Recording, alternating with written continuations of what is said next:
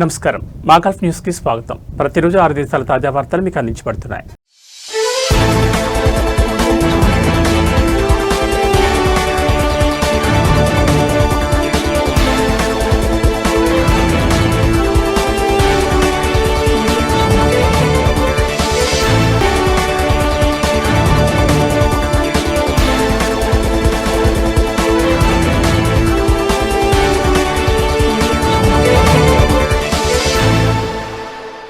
బహ్రెయిన్లో అరబిక్తో పాటు ఇంగ్లీష్లోనూ నోటరైజేషన్ చేయనున్నారు. ఈ మేరకు న్యాయ, ఇస్లామిక్ వ్యవహారాలు మరియు ఎండోమెంట్స్ శాఖ మంత్రి నవాఫ్ బిన్ మహమ్మద్ అల్ మావ్తా ఉత్తర్వులను జారీ చేశారు. ప్రత్యేకంగా అరబిక్లో నోటరైజేషన్ తప్పనిసరి చేయని పక్షంలో సంబంధిత పక్షాలు అభ్యర్థన మేరకు కొన్ని డాక్యుమెంట్లను ఇంగ్లీష్లో నోటరైజేషన్ చేసేందుకు అనుమతించారు.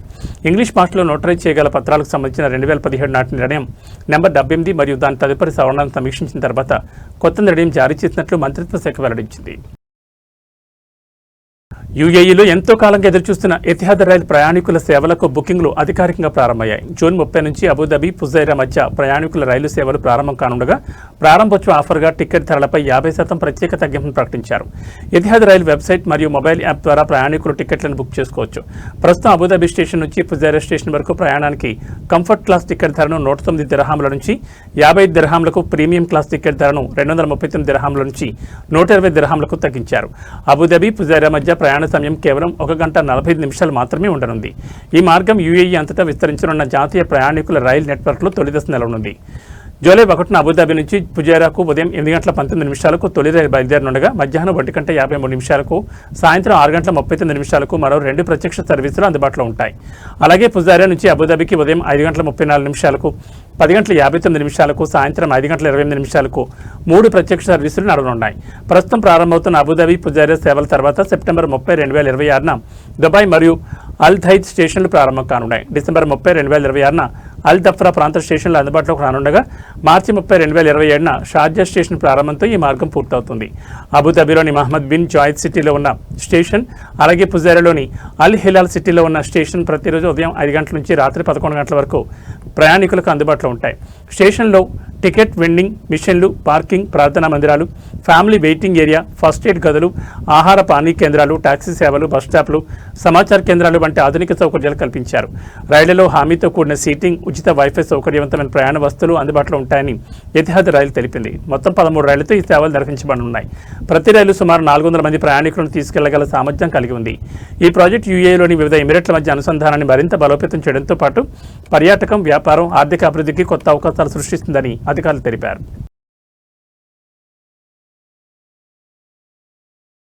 కువైట్ అంతర్జాతీయ విమానాశ్రయం పూర్తి స్థాయిలో సేవలు అందించేందుకు సిద్ధమవుతోంది. ఇటీవల ఇరాన్ దాడి చేసిన తర్వాత విమాన రాకపోకల్లో గణనీయమైన మార్పులు చోటు చేసుకున్నాయి.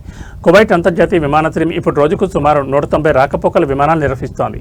Directorate general of civil aviation తాత్కాలిక డైరెక్టర్ జనరల్ ఇంజనీర్ దువాయిద్ అల్ ఒతైబీ మాట్లాడుతూ పౌర విమానయాన సిబ్బంది కృషి, రాజకీయ నాయకత్వం నుంచి లభించిన మద్దతు మరియు రక్షణ మంత్రి షేక్ అబ్దుల్లా అలీ అల్ సబాద్ ఆదేశాల ద్వారా విమానాశ్రయం దాడుల పరిణామాలను విజయవంతంగా అధిగమించి క్రమంగా ఉన్నత స్థాయి కార్యకలాపాలకు తిరిగి వస్తుందని తెలిపారు. విమానాశ్రయ భవనాలు మరియు మౌలిక సదుపాయాలకు జరిగిన నష్టంపై మరమ్మతు పనులు కొనసాగుతున్నాయని, ఇదే సమయంలో ప్రయాణికుల మరియు విమానాల కార్యకలాపాలు పెరగడంతో కార్యాచరణ పనితీరు మెరుగుపడుతోందని అల్ ఒతైబీ తెలిపారు. అనేక విమానయాన సంస్థలు తమ సేవలను పునఃప్రారంభించడంతో రోజువారీ విమానాల సంఖ్య సుమారు 190కి చేరుకుందని ఆయన పేర్కొన్నారు. విమానాశ్రయం ప్రధాన ప్రయాణికుల టెర్మినల్ T1లో నిర్వహణ, పునరుద్ధరణ మరియు పరికరాల నవీకరణలు పూర్తయిన తర్వాత విమానాల సంఖ్య మరింత పెరుగుతుందని ఆయన ఆశాభావం వ్యక్తం చేశారు. కార్యకలాపాలను పునరుద్ధరించడంలో సహాయపడిన అత్యంత వ్యవహారాల మంత్రిత్వ శాఖ, general administration of customs, Kuwait Airways, Jazeera Airways, కాప్కో, అలాగే పౌర విమానయాన ఉద్యోగులు మరియు వాలంటీర్ల సహకారాన్ని అల్ ఒతైబీ ప్రశంసించారు. National centre for statistics and information విడుదల చేసిన గణాంకాల ప్రకారం 2025లో ఒమన్ గత 3 ఏళ్లలో అత్యధిక సగటు గరిష్ట ఉష్ణోగ్రతను నమోదు చేసింది. ఒమన్ వ్యాప్తంగా ఉష్ణోగ్రతలు పెరుగుతున్న ధోరణిని ఇది సూచిస్తోంది. సగటు గరిష్ట ఉష్ణోగ్రత 2023లో 32.8 డిగ్రీల సెల్సియస్ మరియు 2024లో 32.9 డిగ్రీల సెల్సియస్ ఉండగా 2025 నాటికి అది 34.1 డిగ్రీల సెల్సియస్కి పెరిగింది. అదే సమయంలో గాలిలో తేమ శాతం గణనీయంగా తగ్గింది. సగటు గరిష్ట తేమ శాతం 2023లో 74% మరియు 2024లో 72% శాతం ఉండగా 2025లో అది 66.4% పడిపోయింది. వర్షపాతంలోనూ గణనీయమైన హెచ్చుతగ్గులు నమోదయ్యాయి. 2024లో వర్షపాతం 80.4 మిల్లీమీటర్లు పెరిగినప్పటికీ 2025లో అది 38.6 మిల్లీమీటర్లకు తగ్గింది. అయినప్పటికీ ఇది 2023లో నమోదైన 15.4 మిల్లీమీటర్ల కంటే ఎక్కువగా నమోదైంది. సగటు కనిష్ట ఉష్ణోగ్రతల్లో వచ్చిన మార్పులను కూడా వెల్లడించారు. 2023 మరియు 2024లో ఈ ఉష్ణోగ్రత 25.4 డిగ్రీల సెల్సియస్ ఉండగా 2025లో అది 21.1 డిగ్రీల సెల్సియస్గా నమోదైంది.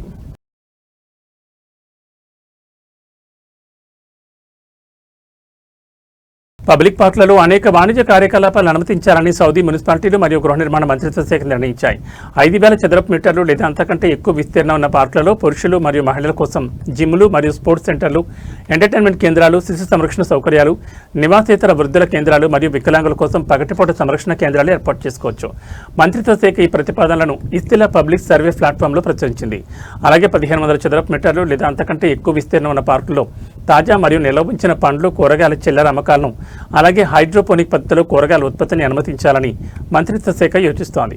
1,200 చదరపు మీటర్లు లేదా అంతకంటే ఎక్కువ విస్తీర్ణం ఉన్న పార్కులలో కేఫ్లు, ఐస్ క్రీమ్ దుకాణాలు, తాజా జ్యూసులు అందించే అవుట్లెట్లు, ఇంకా పూల దుకాణాలను ఏర్పాటు చేయడానికి అనుమతించారు. కాగా భవనాలు మొత్తం పార్కు విస్తీర్ణంలో 25% మించకూడదని నిబంధన పెట్టారు.